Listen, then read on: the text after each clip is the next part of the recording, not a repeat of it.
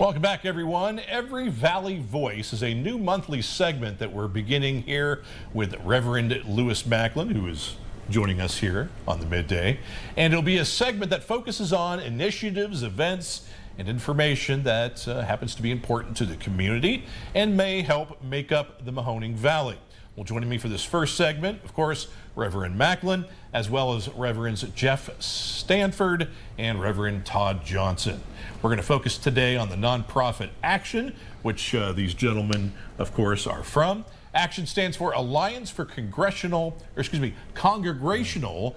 Transformation, influencing our neighborhoods. It's dedicated to improving the lives and the quality of lives in Youngstown, and it's helped guided by our faith. Guys, thanks so much for coming on the show. Action has been around, as we were speaking earlier, for about 25 years. Yes, tell us why Action was formed. Action was formed, there was a lot of things going on in Youngstown, particularly no grocery store at the time, way back then. And so a group of clergy got together. Action is actually absolutely faith-based, clergy-driven.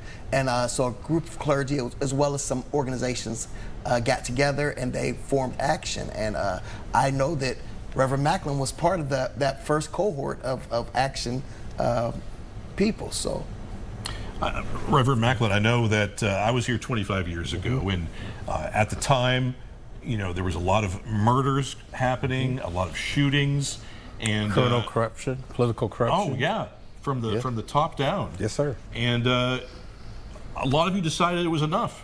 Absolutely. And interesting enough, as I shared earlier, when Action came into being, it was said they were a bunch of do-gooders and good intent, but won't be here long. And for 25 years later, proof positive that we're doing great things with new leadership, new energy. Yeah. With the executive director and the president, and so it's exciting. It is. And so I just want to ask, now where are you located for me?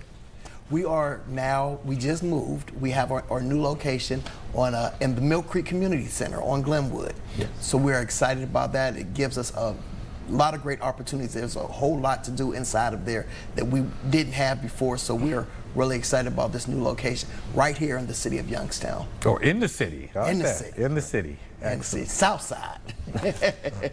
Now, the president of Action, you seem to be a little bit younger than Pastor Macklin and I. So you've grown up with Action probably already in place. Absolutely. So what kind of influence has that had on you as you kind of grew up in the area? You know, watching the advocacy and the organizing that Action has done over the years, ever since I was a young man coming out of high school, right around the time Action was formed, and you always saw them in the mix of change and speaking to issues that maybe one individual, their voice by itself might not make the difference, but when you bring congregations and nonprofit organizations together to speak truth to power, to begin to advocate and even assist in some ways, but that little push, that public pressure, get our public officials moving in the right direction and making sure that we speak for the unheard. To be a part of that now means a great deal to me because we get to stand in the legacy and the shoes of those who came before us and begin to kind of reimagine what that organizing and advocacy looks like in this era. Things have changed drastically over the past 25 years. The political mindset has shifted. Even the needs of our community has changed in some ways, where at the same time we have some of the same needs we had 25 years ago. Wow. So it's a good way of blending the old with the new, and want to bring that younger generation of clergy and movers and shakers into this work. Absolutely. How do they get engaged? We are doing, you know, as you know, we've been doing one-on-ones. We are definitely trying our best to bring more clergy back into the fold. It is a clergy-driven organization, and we need our clergy to step on board. We need our clergy because there are so many things going on in the community right now. As you know, there is a mayoral race here in Youngstown. Action is big on doing just political forums to make sure not to advocate for any particular individual. We are non-biased, but we definitely want to make sure that those who get in do what they say they're going to do when they come to these political forums. Now, you say you have a listening campaign and one-on-ones and trying to get a heart of the community.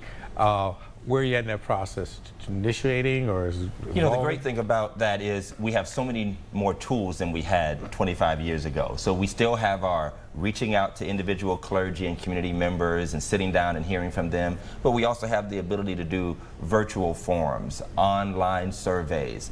People still fear always speaking up or meeting with somebody, even if it is a trusted voice. Right. But we can start to gauge and gather information and where the community really is. One thing we have to avoid as an organizing entity is telling people what we think they need and what we think they should do, and hear from them and respond accordingly. So with the social media, podcasting, online forums, we can really engage, and that also helps us touch other generations who may not come to a physical meeting or meet in a church or come to a gathering, but they will make their voices heard because they are right now. So there's often two different conversations going on. The conversation that we have with traditional organizations in the church world, in the organizing world, and then there's obviously a Facebook conversation, a TikTok conversation, an X conversation, and we want to bring those worlds together so that all segments of the community are heard.